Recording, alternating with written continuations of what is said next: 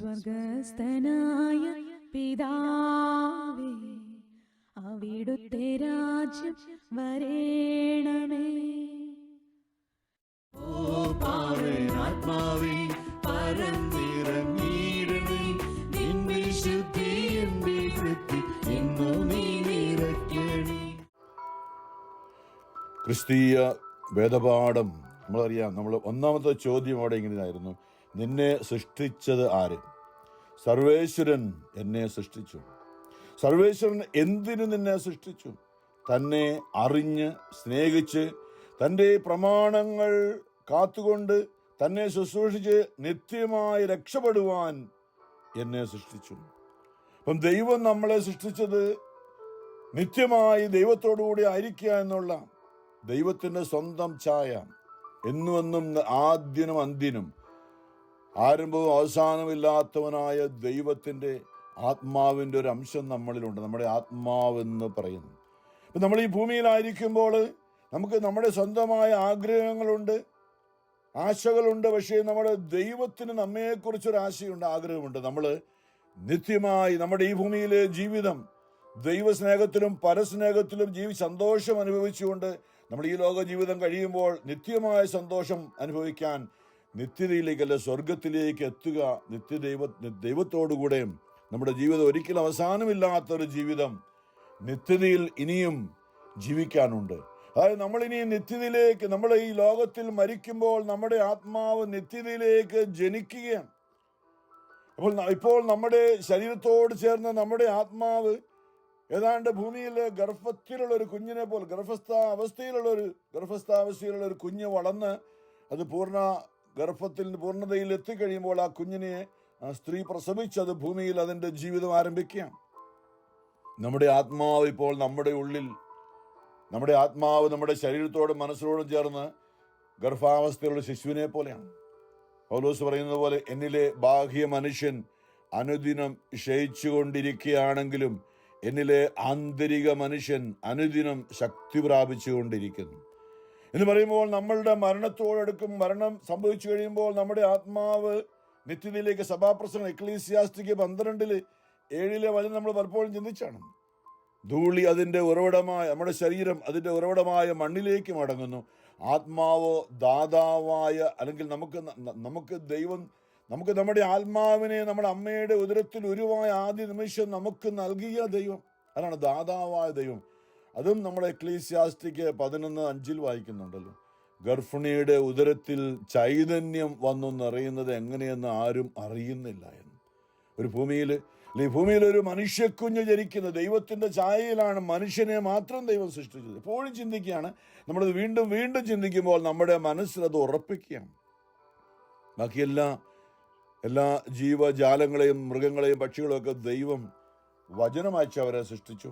എന്നാൽ മനുഷ്യനെ മാത്രമാണ് ദൈവത്തിൻ്റെ ആത്മാവിനെ തന്നെ കളിമണ്ണ് കൊണ്ട് മെനഞ്ഞെടുത്ത ആദത്തിന്റെ കളിമൺ രൂപത്തിലേക്ക് ദൈവം ജീവന്റെ ശ്വാസം നിവേശിപ്പിച്ചെന്ന് 32:7 നാം വായിക്കുന്നുണ്ട്. ഇന്നും ഞാൻ ഇടയ്ക്കൊക്കെ ഓർപ്പിച്ചിട്ട് എൻ്റെ ഒരു ചിന്ത ഇത്, അങ്ങനെയാണെങ്കിൽ ഇന്നും മനുഷ്യൻ ജനിക്കേണ്ടത് അങ്ങനെയല്ലേ? ആദത്തെ സൃഷ്ടിച്ച ദൈവം ആദത്തെ പോലെയല്ല ഇന്നും മനുഷ്യനെ സൃഷ്ടിക്കേണ്ടത്? നല്ല ഉത്തരമായിരുന്നു സഭാപ്രസംഗൻ 11:5. ഗർഭിണിയുടെ ഉദരത്തിൽ ചൈതന്യം പ്രവേശിക്കുന്നത് എങ്ങനെയെന്ന് ആരും അറിയാത്തതുപോലെ അല്ലേ? അമ്മ സ്ത്രീ ഗർഭം ധരിക്കുമ്പോൾ അറിയാൻ പോയി ബ്ലഡ് ടെസ്റ്റ് ചെയ്യുന്നു, യൂറിൻ ടെസ്റ്റ് ചെയ്യുന്നു, അങ്ങനെയുള്ള ചില സിംറ്റങ്ങളൊക്കെ വെച്ചുകൊണ്ട് ഗർഭം ഉറപ്പിക്കുന്ന ഗർഭസ്ഥയായ അല്ലെങ്കിൽ ആ കുഞ്ഞിനെ ഗർഭം ധരിച്ചു വന്നു. എന്നാൽ യഥാർത്ഥത്തിൽ ഒരു ജീവൻ തുടിക്കാൻ ആരംഭിക്കുന്നത് ആ അണ്ടവും ബീജവും ഒന്നായി തീർന്ന ഒരു ഭ്രൂണം അല്ലെങ്കിൽ ഫീറ്റസ് എന്ന് പറയുന്ന ആ അവസ്ഥയിലേക്ക് ദൈവം നിശ്ചയിച്ച ദൈവത്തിന്റെ ചൈതന്യം, അത് നമ്മുടെ ആത്മാവെന്ന് പറയുന്ന മേഖല, ശരീരവും മനസ്സും ആത്മാവും. നമ്മുടെ ആത്മാവെന്ന് പറയുന്നത് ദൈവത്തിന്റെ ചൈതന്യമാണ്. ദൈവം എല്ലാ മനുഷ്യരിലും, എല്ലാ ജാതി ജനതകളുടെ ഉള്ളിലും എല്ലാ മനുഷ്യരും അങ്ങനെയാണ് ഭൂമിയിൽ ജനിച്ചത്. ദൈവം തീരുമാനിച്ചിട്ടാണ് മനുഷ്യക്കുഞ്ഞുണ്ടാകുന്നത്. പുരുഷനും സ്ത്രീ എത്ര ശ്രമിച്ചാൽ ഒരു മനുഷ്യക്കുഞ്ഞുണ്ടാകണമെന്നില്ല. അതുകൊണ്ടാണ് സങ്കീർത്തനം 127 പറയുന്നുണ്ടല്ലോ, മക്കൾ ദൈവത്തിൻ്റെ ദാനം, ഉദരഫലം ഒരു സമ്മാനം. ദൈവം ആ അണ്ടവും ബീജവും ഒന്നായി തീർന്ന ആ ഭ്രൂണത്തിലേക്ക് ദൈവം ആ നിമിഷം തൻ്റെ ചൈതന്യം, നമ്മുടെ ആത്മാവെന്ന് വിളിക്കുന്ന ആ ചൈതന്യത്തെ നിക്ഷേപിച്ചത് കൊണ്ടാണ് ആ ഭ്രൂണം ചലിക്കാനുള്ള വളരാൻ തുടങ്ങിയത്, ജീവനുണ്ടായത്. ഭൂമിയിൽ ജനിച്ചിന്ന് നമ്മൾ സഭയിൽ എന്നാണ് സഭ സ്ഥാപിച്ചിട്ട് ഭൂമിയിൽ ആ കുഞ്ഞ് ജനിക്കുമ്പോൾ തന്നെ നമ്മൾ അതിനെ സഭയിലേക്ക് കൊണ്ടുപോയി ക്രിസ്തുവുമായി അതിൻ്റെ ആത്മാവ് ഭൂമിയിൽ ദൈവത്തോട് ചേർന്ന് നിൽക്കാൻ വേണ്ടി 8 ദിവസം പ്രായമാകുമ്പോൾ, യഹൂദനായിരുന്നെങ്കിൽ 8 ദിവസം പ്രായമാകുമ്പോൾ പരിച്ഛേദന കർമ്മം നടത്തിക്കൊണ്ട് അവനെ യഹൂദ കുഞ്ഞാക്കി മാറ്റുന്നു.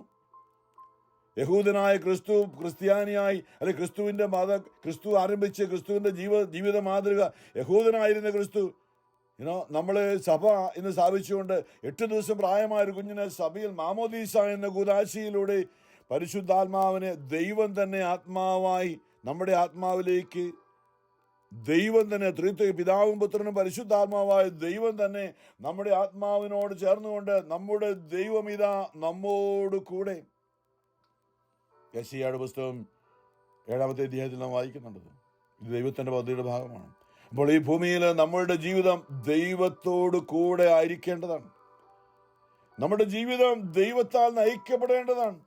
കാരണം നമുക്ക് ഈ ലോകത്തിലെ കാര്യങ്ങളൊക്കെ നമ്മുടെ ശരീരവും മനസ്സും കൂടി തീരുമാനമെടുക്കുന്ന കാര്യങ്ങൾ, നമ്മുടെ 6 അടി മണ്ണ് വരെയുള്ള കാര്യങ്ങളൊക്കെ തീരുമാനമെടുക്കാൻ പറ്റും.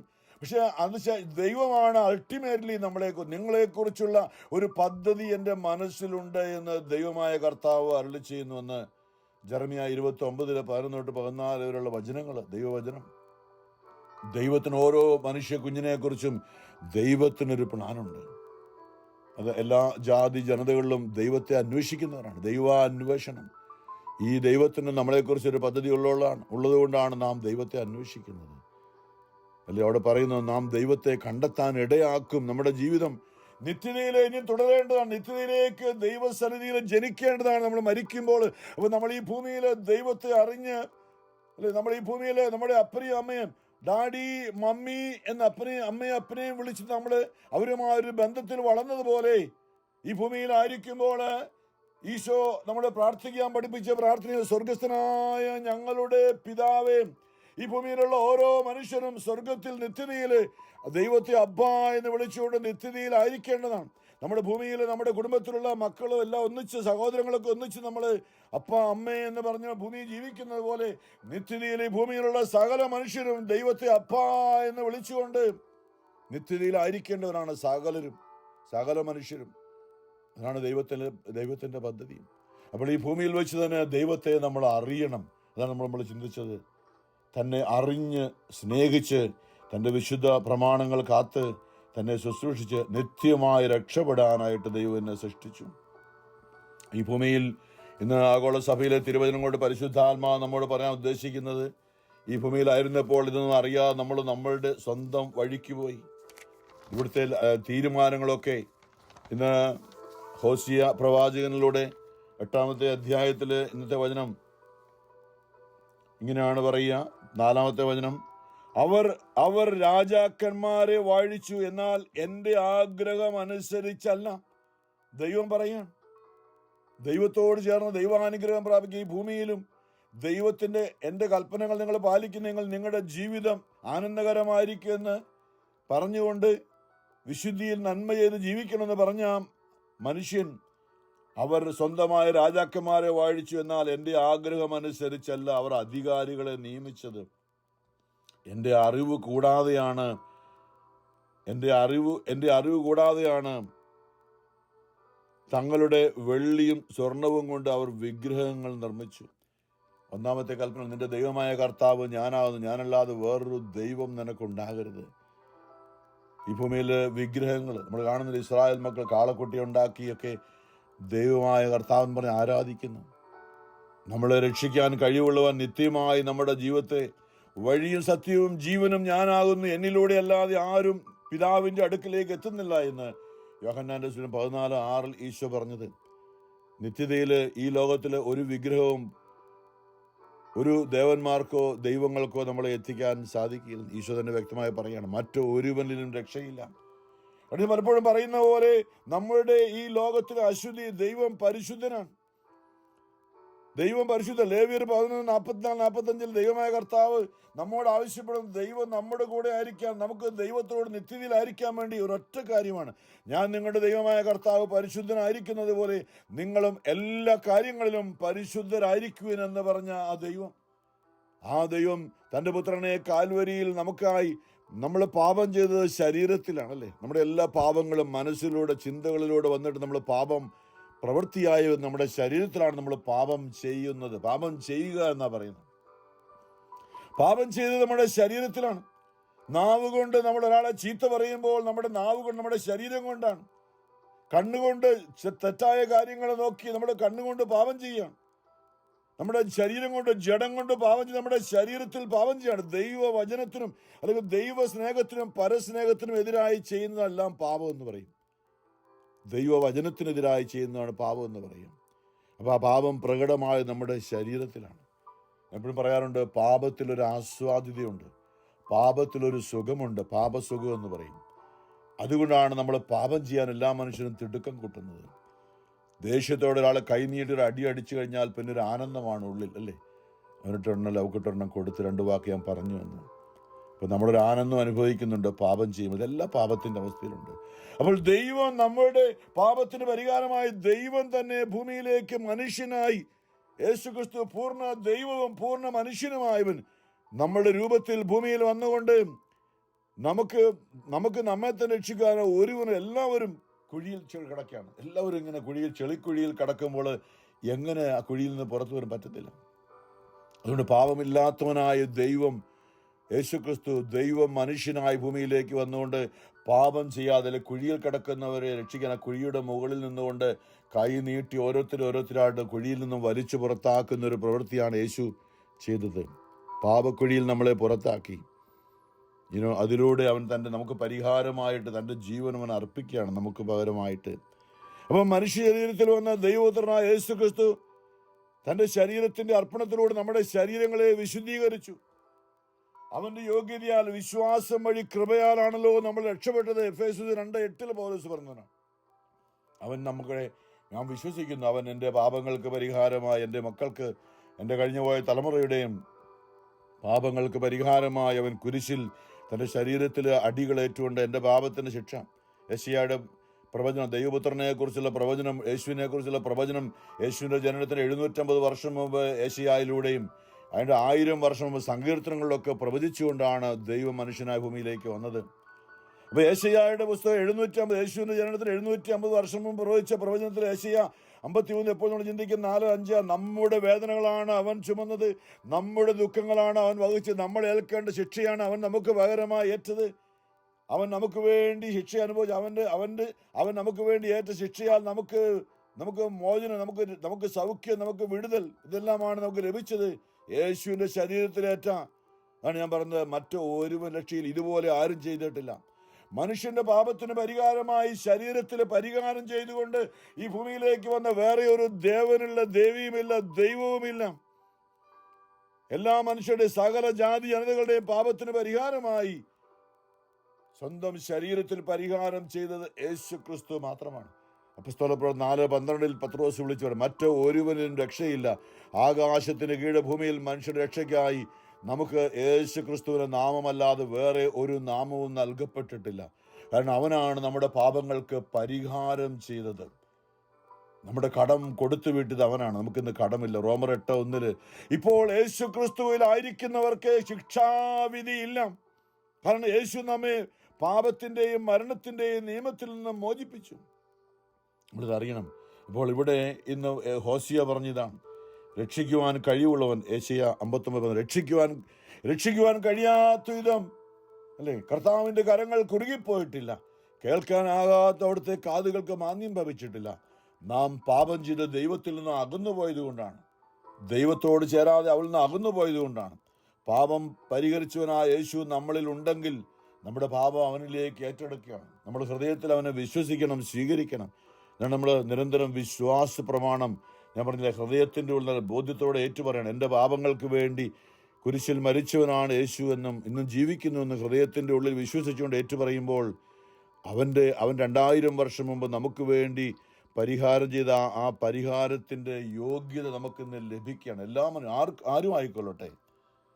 ഇവിടെ അതുകൊണ്ട് ഹോശിയ പറയുന്ന, അവർ ദൈവത്തിന് പകരം കാളക്കുട്ടിയെ, സ്വർണവും വെള്ളിയും കൊണ്ട് അവർ വിഗ്രഹങ്ങൾ നിർമ്മിച്ചവർ അത് അവരെ നാശത്തിലെത്തിച്ചു. സമരിയ, നിന്റെ കാളക്കുട്ടിയെ ഞാൻ, ദൈവമായ കർത്താവ്, നിന്റെ കാളക്കുട്ടിയെ ഞാൻ തട്ടിത്തെറിപ്പിച്ചു. എൻ്റെ കോപം അവർക്കെതിരെ ആളിക്കത്തുന്നു. ദൈവമായ കർത്താവ് പറയാണ്, വിഗ്രഹങ്ങളിൽ നിന്നും അകന്നുകൊണ്ട് എഫ്രായിം പാപത്തിനായി ബലിപീഠങ്ങളുടെ എണ്ണം വർദ്ധിപ്പിച്ചു. എഫ്രായിം ദൈവജനമാണ്, ഇസ്രായേൽ ജനത്തെക്കുറിച്ചാണ് പറയുന്നത്. അത് അവന് പാപം ചെയ്യാനുള്ള പീഠങ്ങളായി. നമ്മൾ ദൈവത്തെ അറിയുക. നമ്മുടെ വിഗ്രഹങ്ങൾ, പണവും ലോകസുഖമോഹങ്ങളും പേരും പ്രശസ്തിയും ഞാനെന്ന ഭാവമൊക്കെ വിഗ്രഹങ്ങളാണ്. നമുക്ക് ദൈവത്തിന് കൊടുക്കേണ്ട സ്ഥാനം നമ്മൾ വിഗ്രഹങ്ങൾക്ക് കൈമാറിയെന്ന്. ഇത് കർത്താവ് നമ്മളെ തിരികെ വിളിക്കണം. ഓരോ നിമിഷവും നമ്മളെ ദൈവത്തോട് ഇടപെടുന്ന ഓരോ നിമിഷവും ദൈവം നമ്മളെ തിരികെ വിളിക്കുകയാണ്. എബ്രായ ലേഖനം 9 പറയുന്നുണ്ട്, അവൻ ഇപ്പോൾ മരിച്ചു പിതാവിന്റെ വലത്തുഭാഗത്ത് എഴുന്നള്ളിയിരിക്കുന്ന വിശ്വാസ പ്രമാണത്തിൽ പറയുമ്പോൾ, വെളിപാട് പുസ്തകത്തിന്റെ 5-ാമത്തെ അധ്യായത്തിൽ 6 ഇങ്ങനെ പറയുന്നുണ്ട്. യോഹന്നാൻ ശ്ലീഹ കണ്ട ദർശനത്തിൽ രേഖപ്പെടുത്തിയിരിക്കുന്ന വെളിപാട് 5 പറയാണ്, 6-ാമത്തെ വചനം, അപ്പോൾ സിംഹാസനത്തിന്റെയും 4 ജീവികളുടെയും മധ്യേ ശ്രേഷ്ഠന്മാരുടെ നടുവിൽ കൊല്ലപ്പെട്ടതായി തോന്നുന്ന ഒരു കുഞ്ഞാട് നിൽക്കുന്നത് ഞാൻ കണ്ടു. യേശു ലോകത്തിന്റെ പാപങ്ങൾ നീക്കുന്ന ദൈവത്തിന്റെ കുഞ്ഞാടെന്ന് യേശു ഭൂമിയിലായിരുന്നപ്പോൾ യോഹന്നാൻ സ്നാപകൻ യേശുവിനെ ചൂണ്ടിക്കാണിച്ചു. അവന് നമ്മുടെ പാപങ്ങൾക്ക് വേണ്ടി പന്തിയോസ് പീലാത്തോസിന്റെ കാലത്ത് അവൻ മരണത്തിന് വിധിക്കപ്പെട്ടു. കുരിശിൽ നമ്മുടെ പാപങ്ങൾക്ക് വേണ്ടി മരിച്ചു. അവൻ ഉയർത്തെഴുന്നേറ്റ് സ്വർഗത്തിലേക്ക് ആരോഹണം ചെയ്തു. പിതാവിന്റെ വലത്തുഭാഗത്ത് ഇപ്പോഴും ജീവിക്കുകയാണ്. അവൻ മരിച്ചു എന്നാൽ ഇപ്പോൾ ജീവിക്കുന്നു. വെളിപാട് 1-ാമത്തെ അധ്യായത്തില് യേശു തന്നെ പറയുന്ന ഒരു സംഭവമുണ്ട്. വെളിപാട് 1:17, അവനെ കണ്ടപ്പോൾ ഞാൻ മരിച്ചവനെ പോലെ അവന്റെ കാൽക്കൽ വീണു. അപ്പോൾ അവൻ വലത്തുകൈ എൻ്റെ മേൽ വെച്ചുകൊണ്ട് പറഞ്ഞു, ഭയപ്പെടേണ്ട, ഞാനാണ് ആദിയും അന്തവും. യേശു പറഞ്ഞ ആൽഫായും ഒമേഗയും, ഞാനാണ് ആദിയും അന്തവും, ജീവിക്കുന്നവനും. ഞാൻ മരിച്ചവനായിരുന്നു എന്ന് ശരീരത്തിൽ വന്ന് നമുക്ക് വേണ്ടി മരിച്ചവൻ. ഞാൻ മരിച്ചവനായിരുന്നു, എന്നാൽ ഇതാ ഞാൻ എന്നേക്കും ജീവിക്കുന്നു. മരണത്തിന്റെയും നരകത്തിന്റെയും താക്കോലുകൾ എൻ്റെ കയ്യിലുണ്ട്.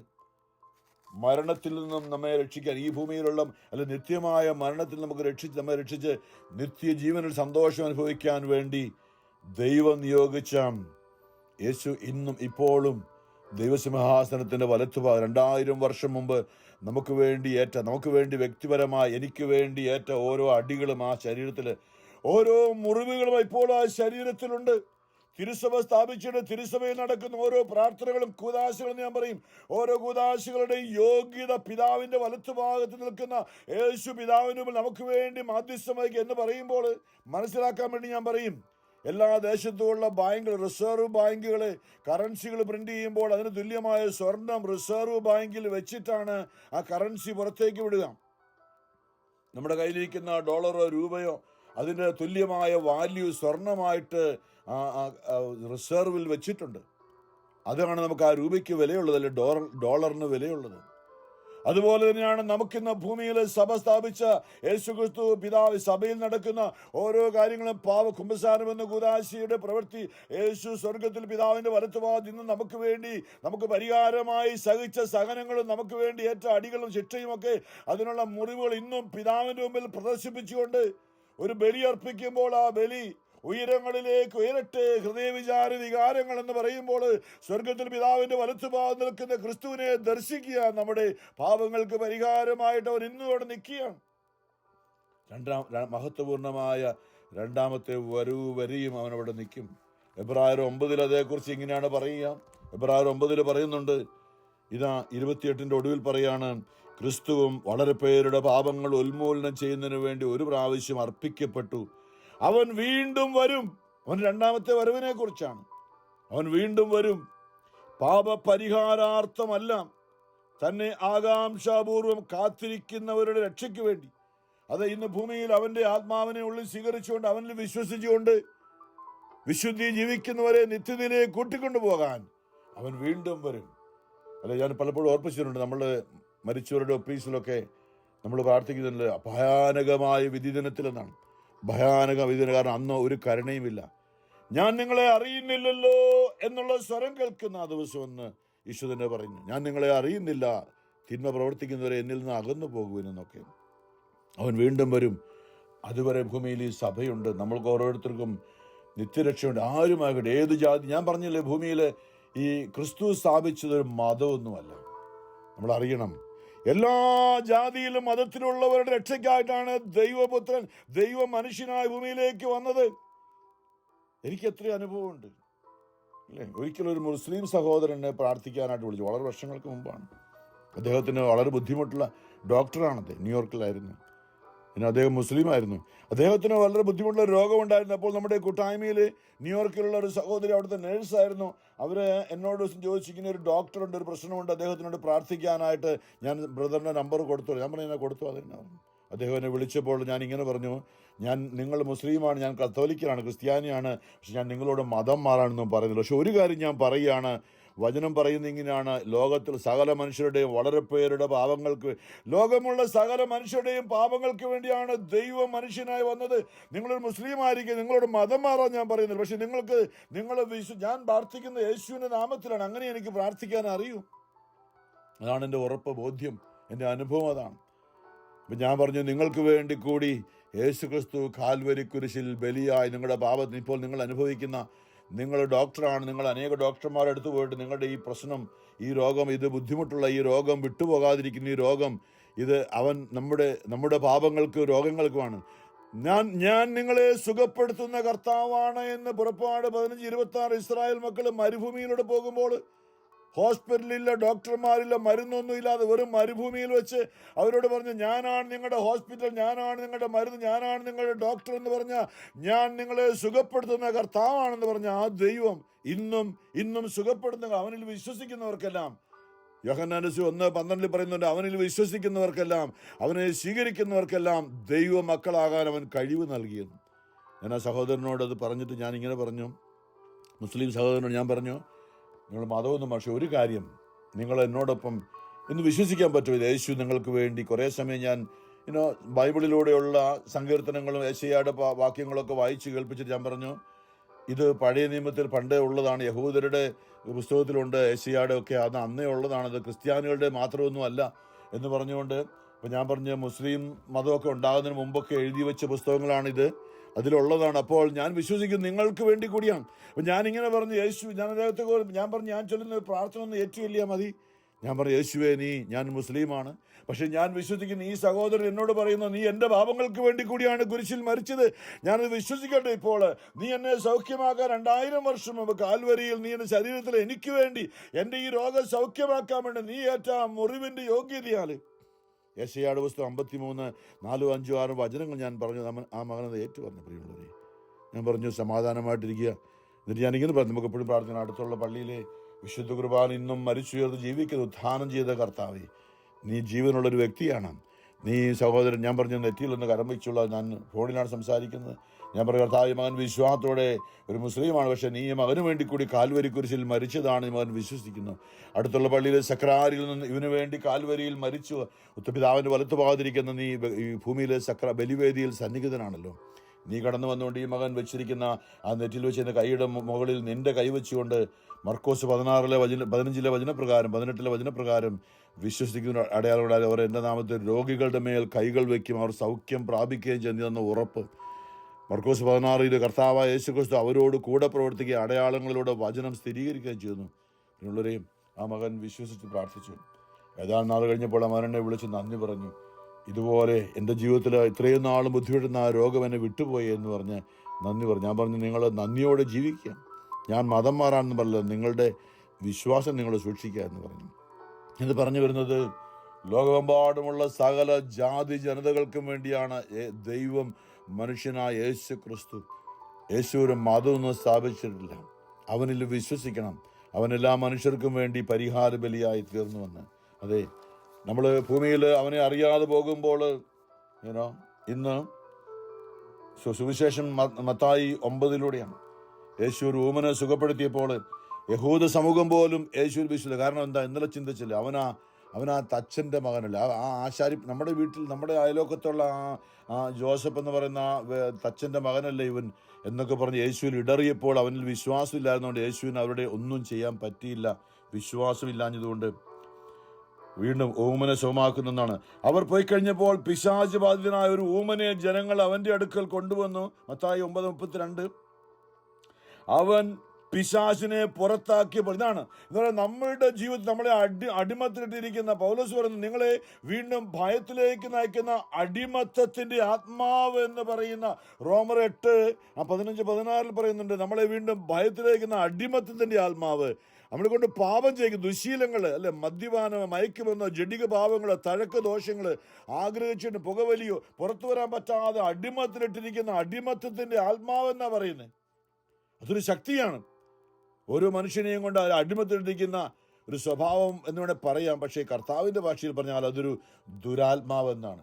പരിശുദ്ധാത്മാവാണ് നമുക്ക് ശക്തി നൽകുന്നതെങ്കിൽ നമ്മളെ കൊണ്ട് പാപം ചെയ്യിക്കുന്ന ഒരു ദുരാത്മാവാണെന്നാണ് യേശു തൻ്റെ ആത്മീയ ജ്ഞാനത്തിൽ മനസ്സിലാക്കിയിട്ട് അവൻ പിശാചിനെ അവനെ കൊണ്ട് പാപം ചെയ്യിച്ചുകൊണ്ടിരുന്ന ദുഷ്ടാത്മാവിനെ പുറത്താക്കിയപ്പോൾ ആ ഊമൻ സംസാരിച്ചു. ഇങ്ങനെയാണ് യേശു സൗഖ്യമാക്കിയതെന്ന് പറയുന്നത്.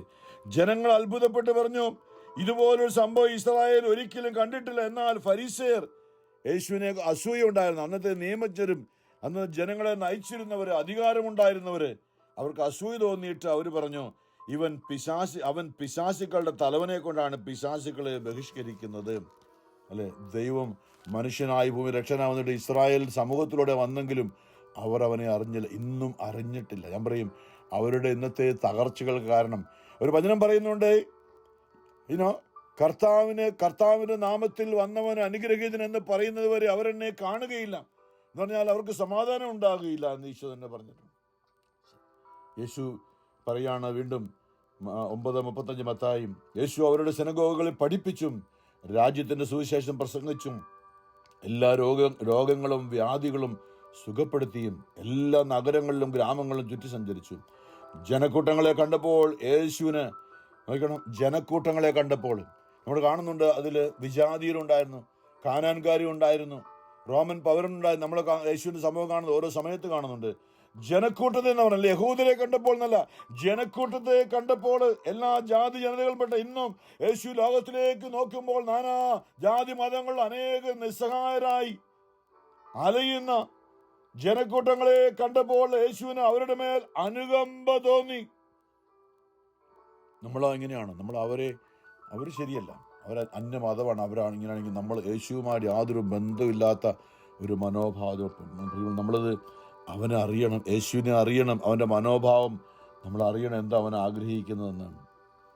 നമുക്ക് സഹനവും ബുദ്ധിമുട്ടൊക്കെ ഉണ്ട്, പക്ഷേ യേശുവിനെ പോലെ ഇത്ര പീഡയുണ്ടായിട്ട് അവൻ ക്ഷമിച്ചു നിന്നതുപോലെ അത് വളരെ ബുദ്ധിമുട്ടാണ്. അവൻ്റെ ആത്മാവിൻ്റെ ശക്തി തന്നെ നമുക്ക് ആവശ്യം, പരിശുദ്ധാത്മാവിൻ്റെ ശക്തി തന്നെ. ഈശോ പറഞ്ഞ പരിശുദ്ധാത്മാവ് നിങ്ങളുടെ മേൽ വന്നു കഴിയുമ്പോൾ നിങ്ങൾ ശക്തി, ദൈവം നമ്മുടെ ആത്മാവിൽ നമ്മോട് ചേർന്ന അരൂപിയിൽ വസിക്കുമ്പോൾ മാത്രം നമുക്ക് നന്മ ചെയ്യാൻ പറ്റും, മറ്റുള്ളവരെ ദൈവമക്കളായി കാണാൻ പറ്റുക. ജനക്കൂട്ടങ്ങളെ കണ്ടപ്പോൾ യേശുവിന് അവരുടെ മേൽ അനുകമ്പ തോന്നി. അനുകമ്പ നമുക്കും ഉണ്ടാകണമെന്ന് ജനക്കൂട്ടം ലോകത്തോ നോക്കിക്കൊണ്ട്, എൻ്റെ ദൈവമേ, എത്രയോ ജനതകളാണ് ഏതെല്ലാം രീതിയിൽ ഇന്ന് യുദ്ധങ്ങളും കലഹങ്ങളുമായി കരഞ്ഞ് നിലവിളിക്കുന്ന മനുഷ്യവർഗത്തോട് ദൈവമേ കരുണയായിരിക്കണമേ എന്ന്. വിശുദ്ധ കൊച്ചർശ്യാപുണ്യതയുടെ രീതി അതായിരുന്നു. ലോകത്തിന് വേണ്ടി മഠത്തിലിരുന്നു കൊണ്ട് പ്രാർത്ഥിക്കുന്ന ഒരു കാഴ്ചപ്പാട്, ആരെന്ന് നോക്കാതെ. ജനക്കൂട്ടങ്ങളെ കണ്ടപ്പോൾ യേശുവിന് അവരുടെ മേലെ അനുകമ്പ തോന്നി. അവർ ഇടയനില്ലാത്ത ആടുകളെ പോലെ പരിഭ്രാന്തരും നിസ്സഹായരുമായിരുന്നു. യേശു പറഞ്ഞു, ഞാൻ നല്ല ഇടയനാകുന്നു എന്നാണ് യേശു പറഞ്ഞത്. നല്ല ഇടയനാകുന്നു.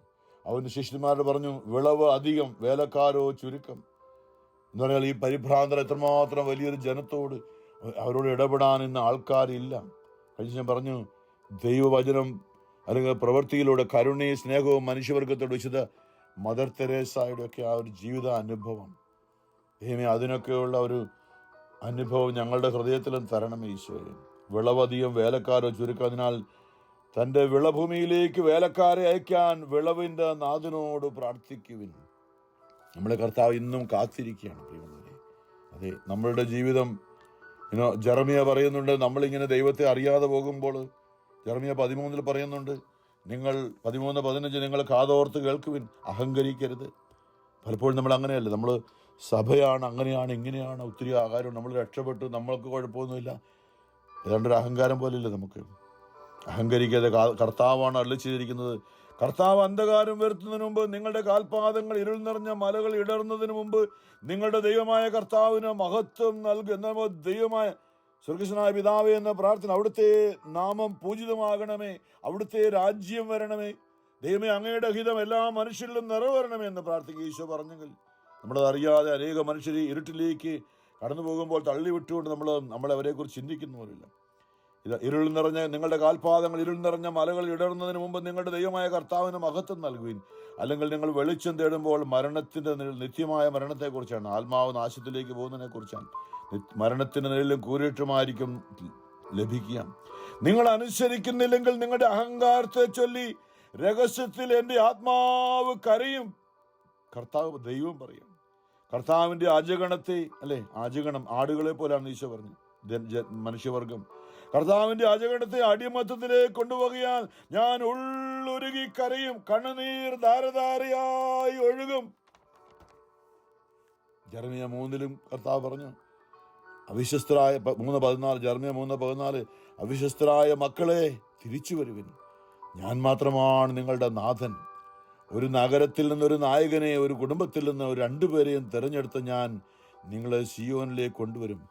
യേശുവിനെ അറിയുന്ന ഒരു കുടുംബമാണെങ്കിൽ ഒരു ഭാര്യയും ഭർത്താവും കർത്താവിൻ്റെ സാക്ഷികളാണ്, അനേക ജീവിതങ്ങളെ യേശുവിലേക്ക് കൊണ്ടുവരാനായിട്ട്. ജെറമ്യ 3:19 പറയാണ്, ദൈവത്തെ നമ്മൾ അറിഞ്ഞിരുന്നെങ്കിൽ, അവൻ്റെ കൂടെ അവൻ്റെ വചനം പാലിച്ചിരുന്നെങ്കിൽ എൻ്റെ മക്കളുടെ കൂടെ, ദൈവമക്കളുടെ കൂടെ, എൻ്റെ മക്കളുടെ കൂടെ നിന്നെ പാർപ്പിക്കാനും സകല ജനതകളുടെ വെച്ച് ഏറ്റവും മനോഹരമായ ഒരു വീതം, ഒരു അവകാശം അപ്പൻ തൻ്റെ പ്രിയപ്പെട്ട മക്കൾക്ക് വീതം കൊടുക്കുന്ന പോലെ ദൈവം പറയാണ്, എൻ്റെ മക്കളുടെ കൂടെ നിന്നെ പാർപ്പിക്കാൻ. ഏത് ജനതയോടും പറയാണ്, എൻ്റെ മക്കളുടെ കൂടെ, എന്നാൽ ദൈവപിതാവിൻ്റെ മക്കളായി തീരുവാനായിട്ട്, എൻ്റെ മക്കളുടെ കൂടെ നിന്നെ പാർപ്പിക്കാനും സകല ജനതകളുടെ ഏറ്റവും മനോഹരമായ ചേതോകരമായ അവകാശം നിനക്ക് നൽകാനും ഞാൻ എത്രയേറെ ആഗ്രഹിച്ചു. എൻ്റെ പിതാവേ എന്ന് നീ എന്നെ വിളിക്കുമെന്നും, സ്വർഗസ്വനായ പിതാവേ, സ്വർഗസ്വനായ ഞങ്ങളുടെ പിതാവേ, യൂണിവേഴ്സലായിട്ട് ലോകം മുഴുവനുമുള്ള മനുഷ്യരുടെ ദൈവം പിതാവ് സ്വർഗത്തിൽ. സങ്കീർത്തനം 15 ആഗോള സഭയിലെ പ്രതിവ സങ്കീർത്തനം ഇങ്ങനെയാണ്, നമ്മുടെ ദൈവം സ്വർഗത്തിലാണ്. സങ്കീർത്തനം 115:3. അതെ, ഈ ഭൂമിയിലെ വിഗ്രഹങ്ങളൊന്നുമല്ല, നമ്മുടെ ദൈവം പരിശുദ്ധനായ ദൈവമാണ്. എൻ്റെ പിതാവേ എന്ന് നീ എന്നെ വിളിക്കുമെന്നും എൻ്റെ മാർഗം നീ ഉപേക്ഷിക്കുകയില്ലെന്നും ഞാൻ പ്രതീക്ഷിച്ചു. പ്രവാചകനിലൂടെ ദൈവം അരുളിച്ചതാണ്. ഇസ്രായേൽ ഇന്നും നമ്മോട് പറയുന്നത്, എൻ്റെ വഴിയും സത്യവും ജീവനും ഞാനാകുന്നു. ഇന്ന് ഭൂമിയിൽ ഉത്ഥാനം ചെയ്ത് ജീവനോടെ കൂദാശ തിരുസഭയിൽ നിന്ന് ജീവിക്കുന്ന, ആത്മാവായി ജീവിക്കുന്ന, വചനത്തിലൂടെ തിരുസഭയെ ജീവിക്കുന്ന, കുദാശിയായ കുർബാനയായി മാറിയ പരിശുദ്ധ പരമ ദൈവകാരുണ്യനാഥനായ ഈശോയ്ക്ക് എന്നേരവും ആരാധനയും സ്തുതിയും പുകഴ്ചയും ഉണ്ടായിരിക്കട്ടെ.